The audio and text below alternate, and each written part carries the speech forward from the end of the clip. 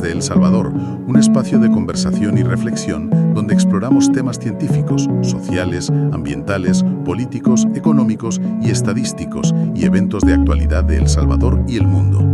Cada episodio comenta y desmenuza eventos clave que ayudan a entender mejor la realidad que nos rodea. Búscanos gratis en tu plataforma favorita.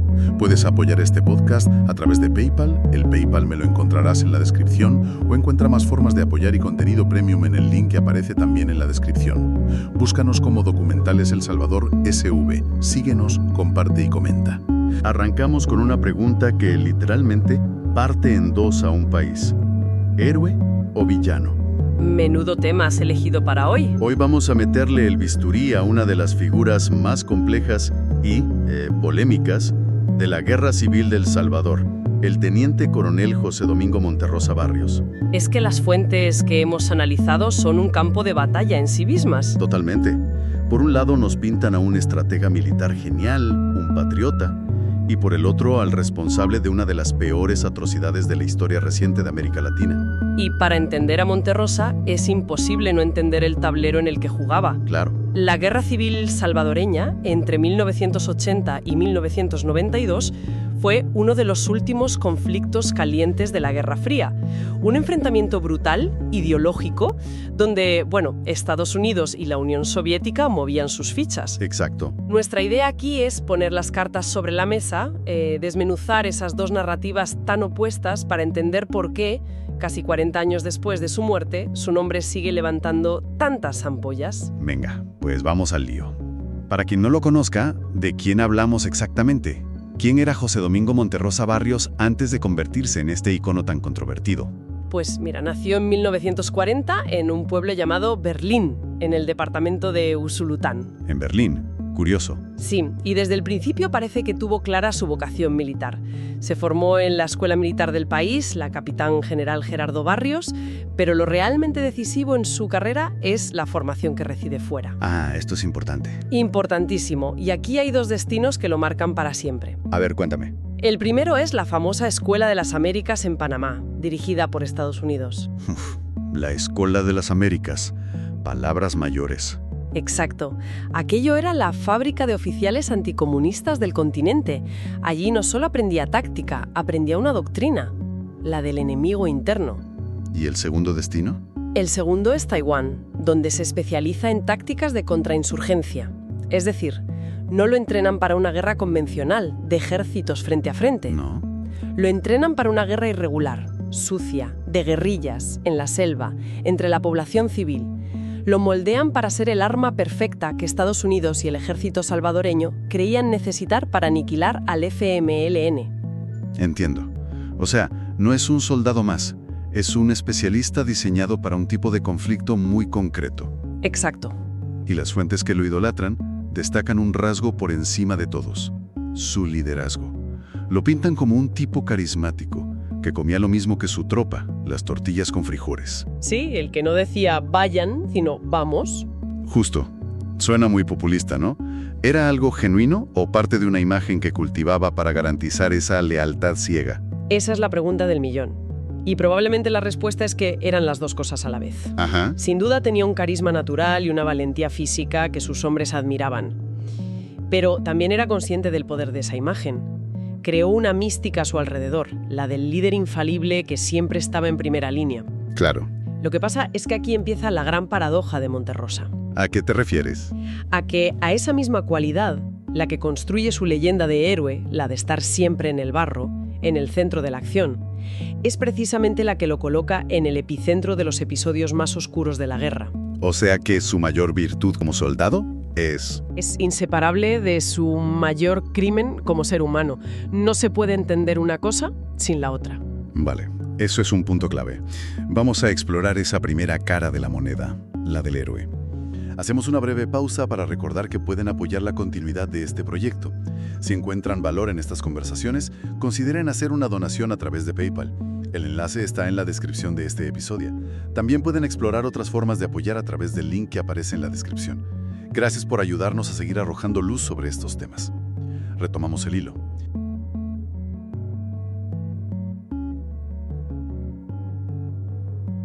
Para el estamento militar y buena parte de la derecha salvadoreña no hay debate. Fue el mejor estratega de la guerra, punto. Y por eso se le entrega el mando de la joya de la corona del ejército, el batallón Atlacat. Que no era un batallón cualquiera. Para nada. Era una unidad de élite, de reacción inmediata, entrenada, financiada y asesorada directamente por Estados Unidos. Eran los Boinas Verdes salvadoreños. Ya. Y la leyenda, alimentada por ellos mismos, decía que era la única unidad que jamás sufrió una derrota en combate. Eran la encarnación de la eficacia militar.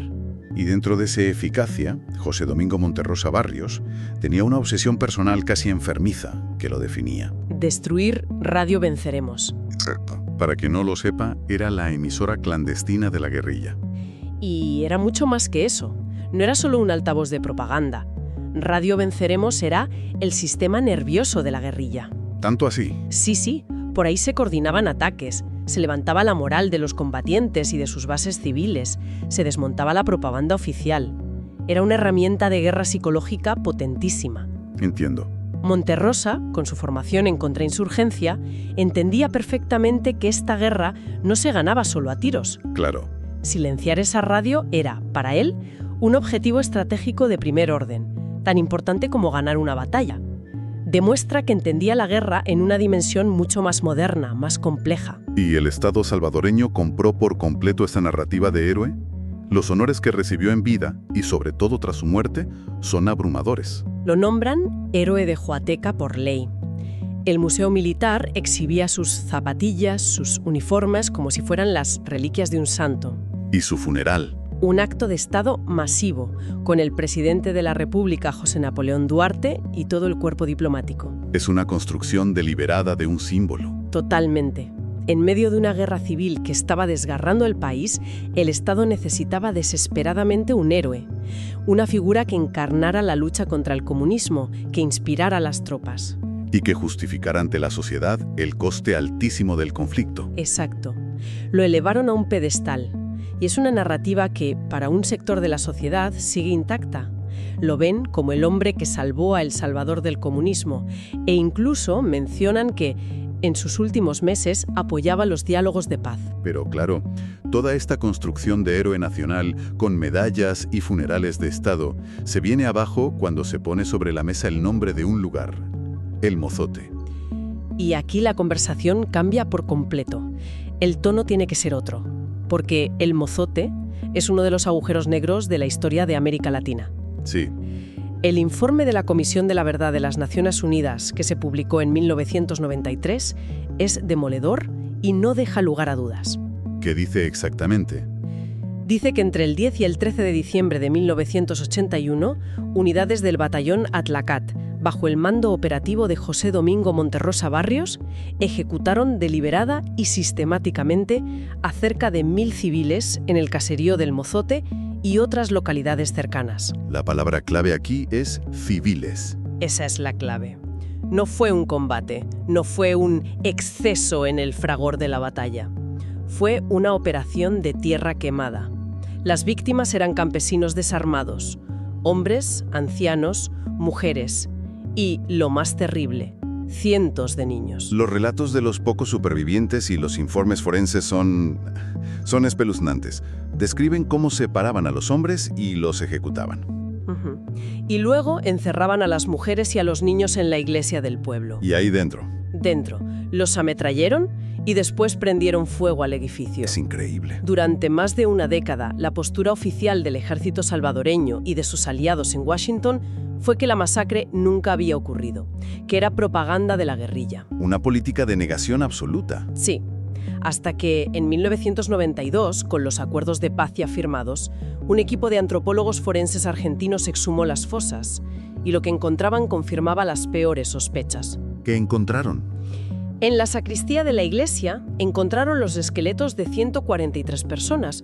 La edad media era de 6 años. 6 años. Ahí la negación se hizo insostenible. Ahora bien, dentro de las fuentes aparece una versión que intenta matizar la responsabilidad directa de Monterrosa en la orden inicial. Cierto, hay una versión de un coronel que fue compañero suyo que sostiene que cuando empezó la matanza el día 10, Monterrosa estaba de permiso por el cumpleaños de su esposa. O sea que no estaba allí. Según esta tesis, la orden directa la dio su segundo al mando. Pero, y este es un pero gigantesco, A ver, el mismo relato afirma que, en cuanto Monterrosa se enteró de la masacre, en lugar de detenerla y castigar a los culpables, lo que hizo fue volar a la zona y ordenar el encubrimiento. es decir, que movió cielo y tierra para que no quedaran pruebas. Exacto. Ordenó traer maquinaria pesada, excavadoras, para enterrar los cientos de cadáveres a toda prisa y borrar cualquier rastro de la matanza. Con lo cual, En el mejor de los casos, para sus defensores, la acusación cambia de autor intelectual a encubridor principal de un crimen de guerra masivo.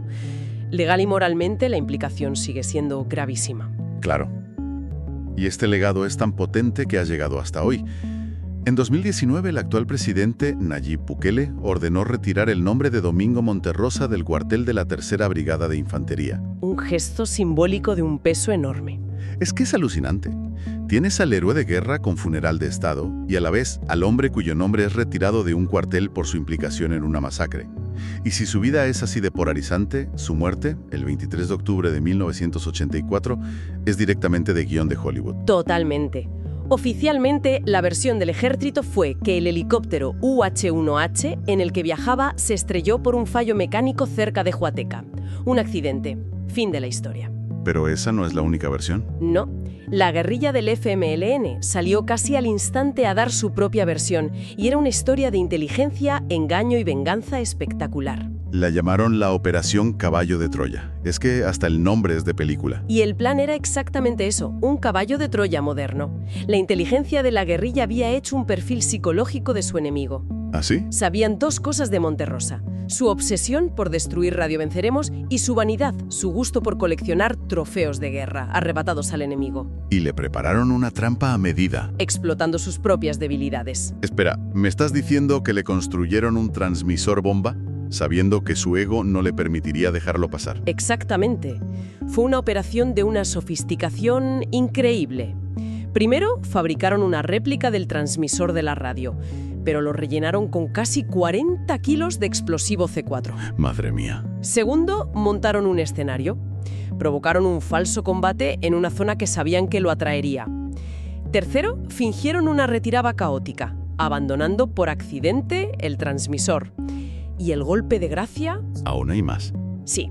Para asegurarse de que picaba el anzuelo, la guerrilla emitió un mensaje en clave por sus radios, que sabían que estaban siendo interceptadas, lamentándose amargamente por la pérdida de su equipo. Le sirvieron el cebo en bandeja de plata. Y Monterrosa, el gran estratega, el zorro del ejército, cayó de lleno. Con todo el equipo. Encontró el falso campamento, recuperó el transmisor y, eufórico, lo subió a su helicóptero como el trofeo definitivo. El que demostraba su victoria sobre Radio Venceremos. Y poco después de despegar, la guerrilla activó la bomba por control remoto. El cazador fue cazado. ¡Qué historia! Y aquí llega la ironía final. Los restos de ese helicóptero se exhiben hoy en el Museo de la Revolución en Pekín. Su trofeo de guerra se convirtió en el trofeo de guerra de sus enemigos. Es que es increíble. Y volvemos a la paradoja. La misma característica que lo definía como un líder implacable y exitoso, Su obsesión por los trofeos, por la victoria simbólica. es lo que lo conduce directamente a la muerte. Por eso su figura es tan compleja. No es una historia de buenos y malos. Es una tragedia griega en mitad de la selva centroamericana. Y el impacto de su muerte debió ser... Al gobierno, moral y estratégicamente. Y para la guerrilla, una victoria propagandística sin precedentes que demostraba que nadie era intocable. También dinamitó los frágiles intentos de diálogo para la paz que se estaban llevando a cabo. Su muerte echó más leña al fuego. Muchísima. Entonces, después de todo este recorrido, ¿con qué nos quedamos? Por un lado tenemos a un militar venerado, el patriota que dio la vida por su país, y por otro, a un hombre señalado por la ONU como responsable de la matanza de 1000 civiles. Es que las dos realidades existen a la vez, en la misma persona. Exacto. En el fondo, la figura de José Domingo Monterrosa Barrios es un espejo donde El Salvador se mira y ve las heridas de la guerra civil que nunca han terminado de cerrar. Ya. ¿Qué es la memoria? ¿Qué es la justicia? ¿Y qué es la reconciliación? Las fuentes nos lo dejan claro, vamos. La verdad, en este caso, Depende del bando que elijas para contar la historia. Y eso nos deja una última pregunta en el aire. Cuando el relato de un país está tan roto, tan fracturado en memorias opuestas e irreconciliables, ¿es siquiera posible construir un futuro sobre una memoria colectiva compartida? Esa es la gran pregunta. ¿O figuras como Monterroso están condenadas a vivir para siempre en esa tierra de nadie, atrapadas entre el pedestal del héroe y el abismo del villano, dependiendo simplemente de quién sea el que recuerda? Gracias por acompañarnos. Les extendemos un cordial saludo. Recuerden que pueden apoyar este proyecto a través de PayPal o explorando más opciones en el enlace que encontrarán en la descripción. Búscanos como Documentales El Salvador SV. Hasta la próxima.